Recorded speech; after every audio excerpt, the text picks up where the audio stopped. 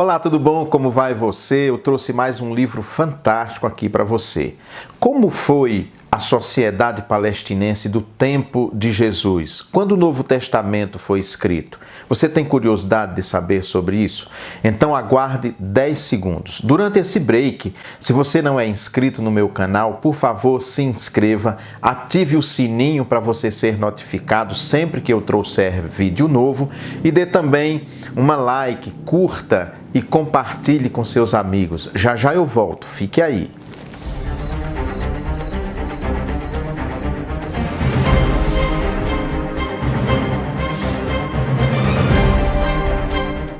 Então, tudo bom, né? Obrigado por esperar esse tempo curtíssimo.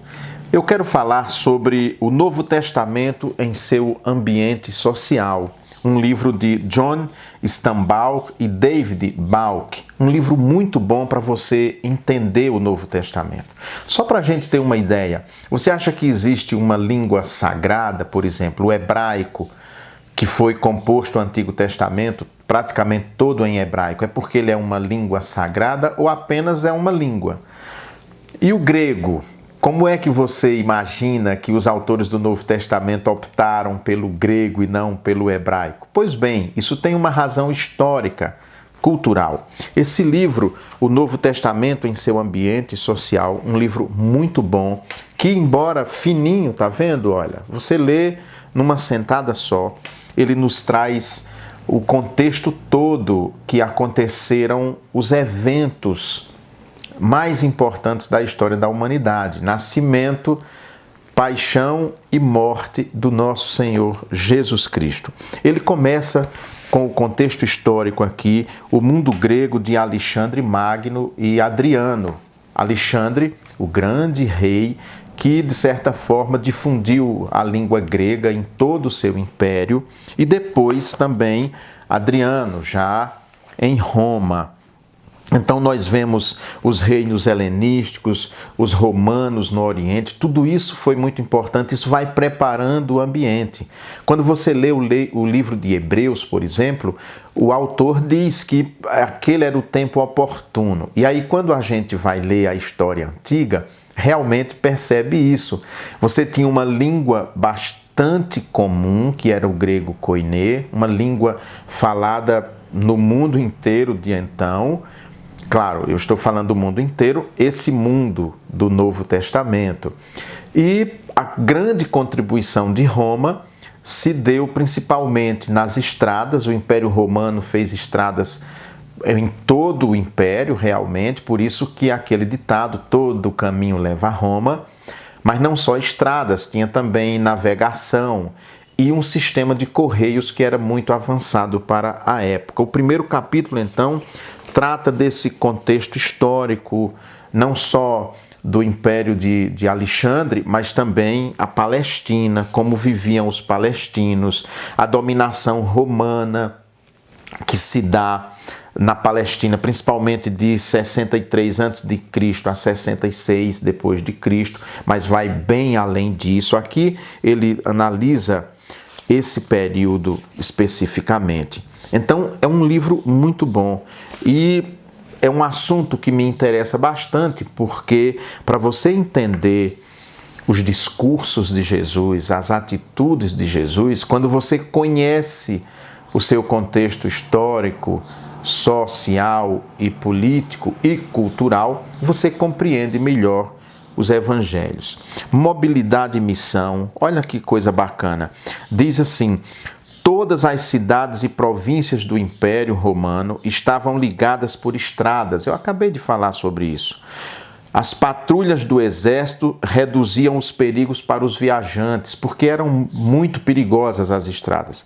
O poder romano mantinha o mar livre de piratas. Uma moeda era aceita universalmente e a unidade cultural helenístico-romana permitia que um viajante que conhecesse grego e latim fosse entendido em toda parte. É a primeira grande globalização. É o Império Romano que faz. A gente costuma pensar em globalização agora, essa recente, já da segunda metade do século XX para o início do século XXI. Não, os romanos já globalizaram o mundo, a cultura, a economia, como nós estamos vendo aqui. Então, nós vemos essa parte importante, mobilidade e missão, que vai tratar de comunicações, as facilidades que já havia naquele momento para que as pessoas se comunicassem. É muito bom. Seitas filosóficas da época, como eram os filósofos, os peripatéticos, como Paulo, por exemplo, dialogou com a filosofia grega, com esses filósofos, com a cultura. Ele trabalha a questão da diáspora judaica, quando os judeus são, então, expulsos de Jerusalém e têm que se virar, mundo afora. A helenização, todo esse processo é muito importante para a gente entender o desenvolvimento e a formação do Novo Testamento. A economia antiga. A gente às vezes lê o Novo Testamento e não atenta para essas questões, por exemplo, econômicas. Vocês precisam entender que o ministério de Jesus Cristo se deu dentro de um determinado contexto social, político, econômico e cultural.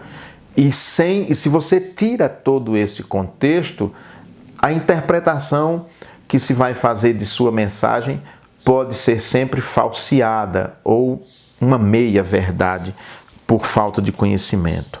As relações sociais naquele momento, como era que as pessoas se relacionavam.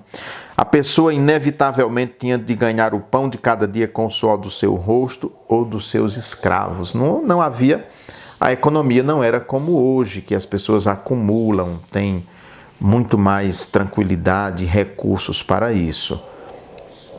E a sociedade na Palestina, como era que era a sociedade, como ela se dividia, como eram os estratos sociais, de que grupo social fazia parte a família de Jesus. A gente precisa entender isso. Tem muita gente que não entende, não sabe em que meio social estava situada, por exemplo, a família de Jesus, a cidade de Nazaré. E tudo isso é preciso que você compreenda. A demografia do lugar, a vida diária, a família, o padrão de vida das pessoas, os dias santos judaicos, né, o sábado, que inovação o sabat ou o shabat tem para aquelas sociedades. Língua. Ele diz assim, 4 línguas principais se usavam na Palestina no século I da era cristã. Latim, que era a língua oficial do Império Romano, grego, que era a língua comum, a língua comercial, o aramaico, que muitos judeus falavam, era aramaico, e o hebraico, que era a língua usada mais na sinagoga, a língua que a Bíblia estava escrita, além do grego, que ela era traduzida. Então é importante a gente saber, e as pessoas, muitas falavam essas 4 línguas, pelo menos o grego e o aramaico, praticamente todo judeu falava nesse período, inclusive Jesus de Nazaré. A vida nas cidades, como era a vida nas cidades, como as cidades se organizavam naquele momento. As principais avenidas muitas vezes eram calçadas, sabia que já tinha rua calçada naquele tempo? Embora a maior parte das ruas e alamedas oferecessem muita poeira que se sacudia dos pés com desprazer. Então, embora as principais avenidas fossem calçadas já, mas no geral isso não acontecia, eram ruas de terra, dava um trabalho danado, sujava tudo, os pés, as pessoas não usavam sapato, tênis, nada disso existia, era sandália.